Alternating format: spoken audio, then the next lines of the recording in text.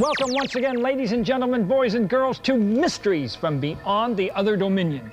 I'm your host, Dr. Franklin Rule, and today we're going to investigate the case of the Pharaoh and the UFO fleet. Reveal intriguing details about this critter right here, the Dimetrodon. Tell you about the ghost sailor who saved his buddies, report on the cursed walnut, and show you some amazing carnivorous plants. But first, the Pharaoh and the UFO fleet. Hieroglyphic records strongly indicate that the Pharaoh Thutmose III, who ruled Egypt 1,500 years before Jesus Christ, actually saw a fleet of UFOs on the Egyptian desert. The year was 1482 BC, the month December, the time morning. The hieroglyphics describe the objects that Thutmose and his men saw as rings of fire, indicating they were UFOs with fiery tails. It also indicates that they were silent by the phrase, "they had no voice." And finally, it indicates they were very bright by the statement in the hieroglyphics, "they were brighter than the bright sun." We also have indications that the size was 16 feet in diameter, suggesting these craft were shuttle vehicles, perhaps from a mothership high above the atmosphere. Now, the first day there were just a few of them, but on each successive day, Thutmose and his men saw more and more of these objects.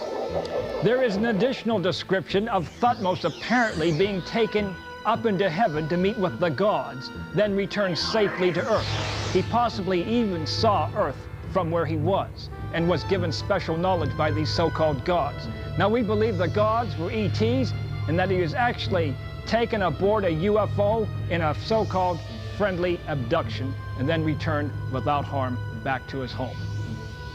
All of the descriptions of the UFOs in the hieroglyphics certainly congrued with descriptions of modern UFOs.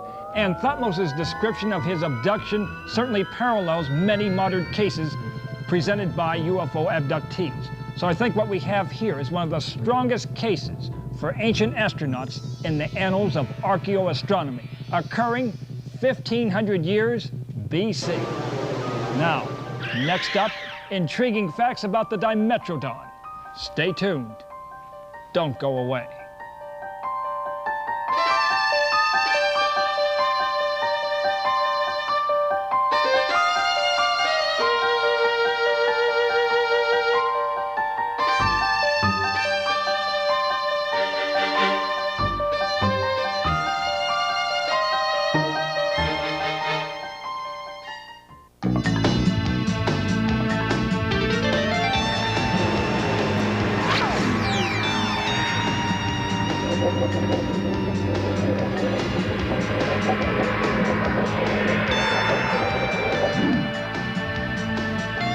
Welcome back to Mysteries. Now let's journey back 280 million years to the Permian period, the era of this fellow right here, the Dimetrodon, actually a pre-dinosaur who was on Earth 40 million years before the actual dinosaurs. Now, he was a carnivorous creature. He had two sharp front teeth. Indeed, his name, Dimetrodon, means lizard with two sharp teeth. He also had sharp claws and was found around the world. His length, 11.5 feet from the tip of his nose to the tip of his tail. But the mystery, what was the purpose of this magnificent dorsal fin or sail? The term sail, in a sense, is true. Not that it caught wind, but rather that it was a solar sail. It was crisscrossed with tiny blood vessels, and when he would stand perpendicular to the sun, he would absorb heat in the cells in those blood vessels that would circulate throughout his body. When he wanted to cool off, he would stand parallel to the rays of the sun, facing it, and be able to radiate that energy and cool off. Imagine that, an ancient creature with a modern scientific device. Incredible. By the way, he had a relative known as the Adaphosaurus, or earth reptile, which looked very similar, except he had soft teeth, so he was a vegetarian, and he had knobby spines in his solar panel, which actually made it more efficient. So there you have it, intriguing facts about both the Dimetrodon and his cousin, the Adaphosaurus. Turning now to the case of the ghostly sailor. Back in May of 1992, two emaciated, bruised sailors were found on shore of a tiny island, Upolu, in western Samoa. They told a harrowing tale that began 6 months earlier when they were aboard their 13-foot dinghy with a friend, Nuetti, all out there fishing. The ordeal commenced on November 17, 1991, when they lost their outboard motor when a cyclone dragged their dinghy out to sea and capsized it. They were able to right their craft, salvage a spear, a fishing line, and a small basin. They drifted aimlessly for 175 days, apparently making wide circles in the ocean, facing death from both starvation and exposure. Sharks were stalking them the entire time, waiting for one of them to fall into the water or even merely dangle his hand in the water. But ironically, they captured and killed 10 of those sharks that wanted them for dinner. Tragically, just as they sighted land, Nuetti died and they had to cast his body overboard. And that probably meant their doom too, because they were approaching dangerous rocks that could have torn their bodies and their boat to shreds. They had no navigator, no motor, no control over the dinghy. But at the last moment, up popped the ghost of Nuetti, and he guided the dinghy safely through those rocks and onto the shore. Now, there's no other way to account for their safe arrival, except by attributing it to a ghost which they both saw. One of the most intriguing cases in the annals of parapsychology, for your consideration. Now, in Cohiquia State Park in Illinois, we heard about a fascinating Indian burial mound, so we sent a crew to investigate. Let's look. Well, it isn't just one mound. It's actually 120 separate man-made mounds. They are believed to have been sacred burial grounds, made specifically so the deceased would be that much closer to the gods. The largest was Monk's Mound, with an earthen base larger than the Great Pyramids of Egypt, is believed to be the largest prehistoric structure in what is now the United States.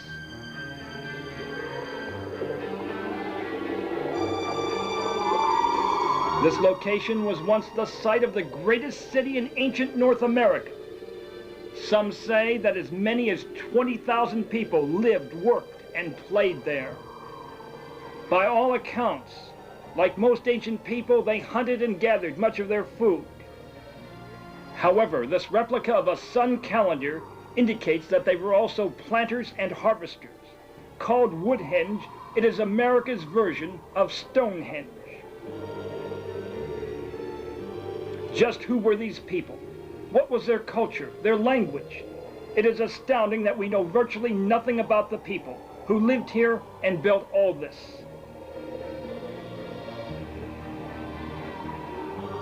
The most mysterious question of all is, what happened to these people? Truly a great American mystery. When we return, we'll take you inside a nuclear missile silo. Please stay tuned.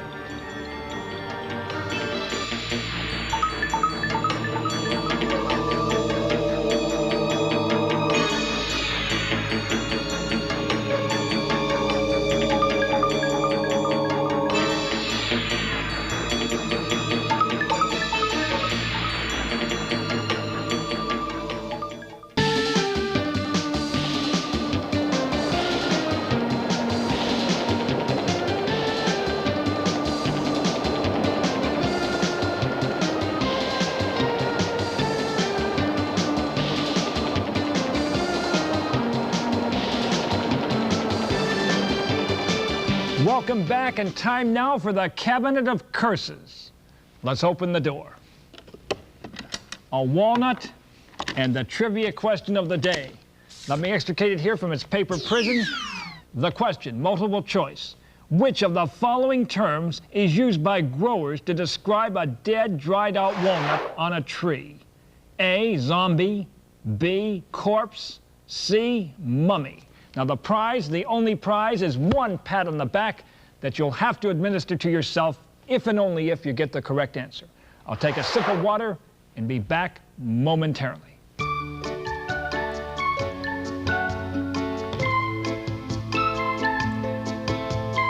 Okay, I'm calling time.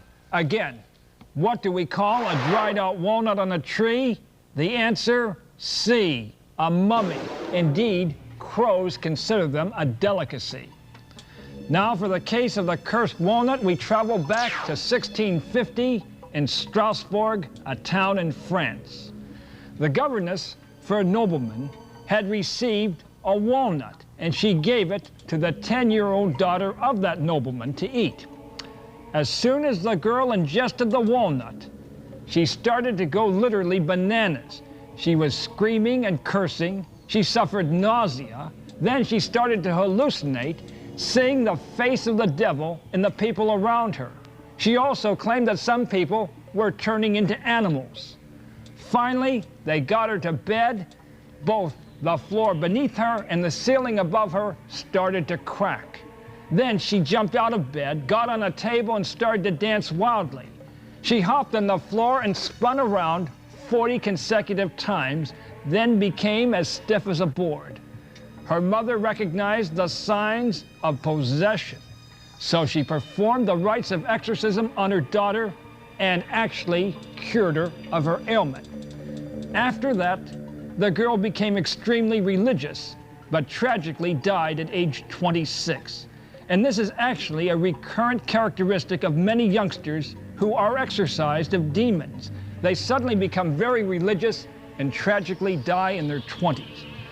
A very intriguing case from our cabinet of curses for your consideration. Now, we're going to take you to a secret location, and you'll see the insides of a nuclear missile silo. Roll tape.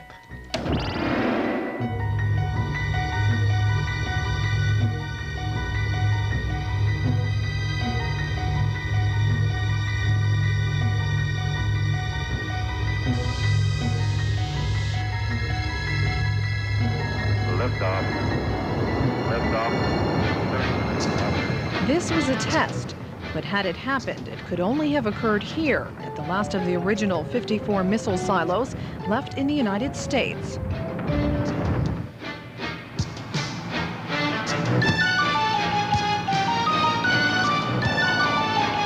With a diminished threat of nuclear war on Earth, our government now can turn its attention to the more mysterious and frightening prospect of an alien attack from outer space. If aliens do attack, here's a possible scenario of how our government might react. The highest-ranking officers are rushed through the heavy security gate into the impenetrable missile silo. The structure, built entirely of steel and concrete, is meant to withstand a nuclear or conventional or extraterrestrial attack.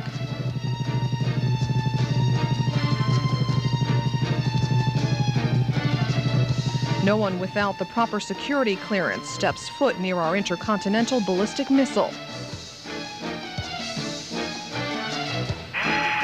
One major function of the computer technology, evident everywhere, is to prevent the possibility of improper detonation. The concrete silo extends 9 stories beneath the Earth's surface, where every 12 hours the missile is checked to ensure launch capability.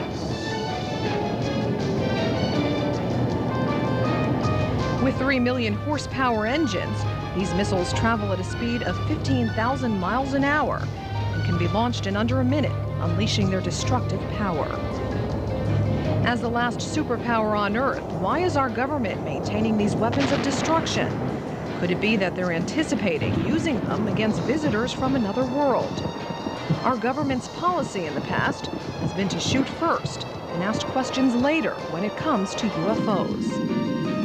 I certainly feel that launching an attack on any alien spacecraft would be a tragedy on 2 fronts. First, they could be bringing us the secrets to solve all our earthly problems. Secondly, they will in all likelihood knock our missiles out of the sky and then, provoked, use their far advanced technology to crush us all.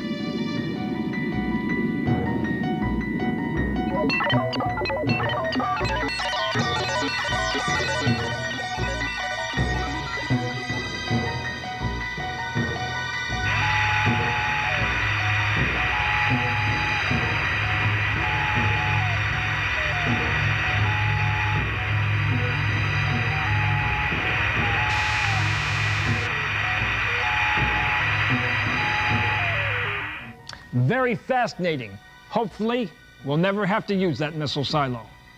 Coming up next, Dr. Rule's World of Bizarre Medicine.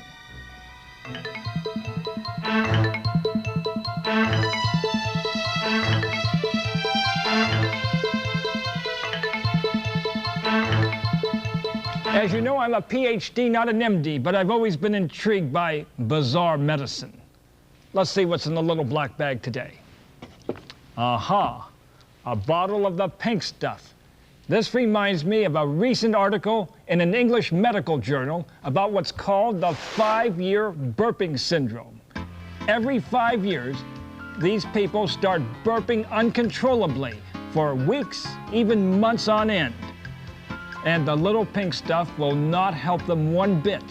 Do you know why?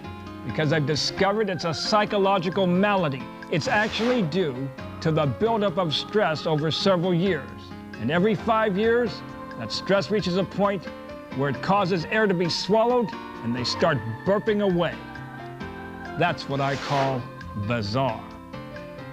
When we return, intriguing facts about carnivorous plants. Please stay tuned.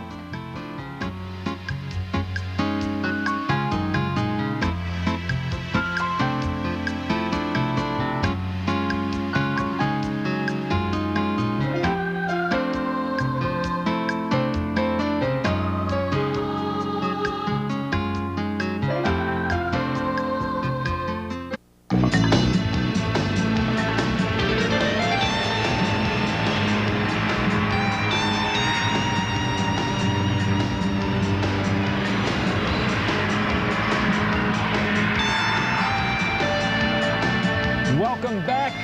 Time now for carnivorous plants. We sent a crew out to the University of California at Fullerton's Botanical Gardens to show you some carnivorous plants in action. Let's take a look. Here is a close-up of the stalks of the notorious forked-leaved sundew.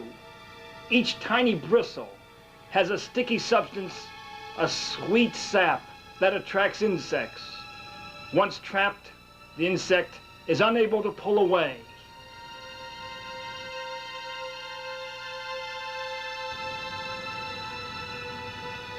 Let's see an example with a leaf being placed on it. Even the leaf remains permanently adhered to the sweet sap of the sundew. Now we have the trumpet-shaped pitcher plant.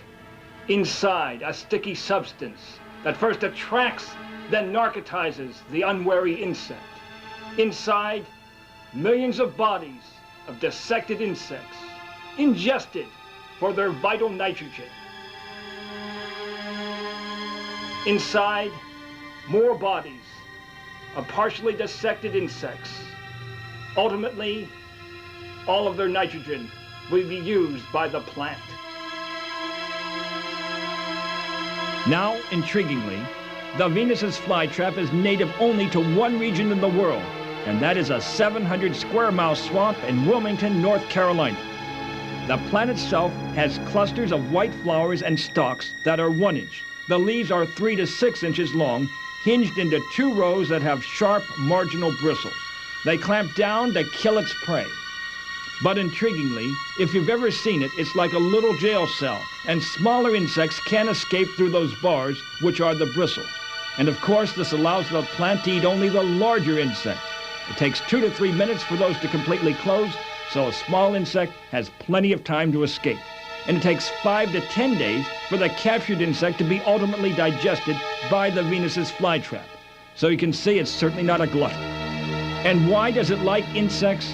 Well, the Venus's flytrap, as well as other carnivorous plants, basically exists in nitrogen-poor soil. So what it really needs are the amino acids that form the proteins in the creature, and it basically wants to derive the nitrogen from those amino acids. And this is how it has been able to adapt to nitrogen-poor soil. By the way, if you ever acquire Venus's flytrap, don't feed it hamburger or other raw beef.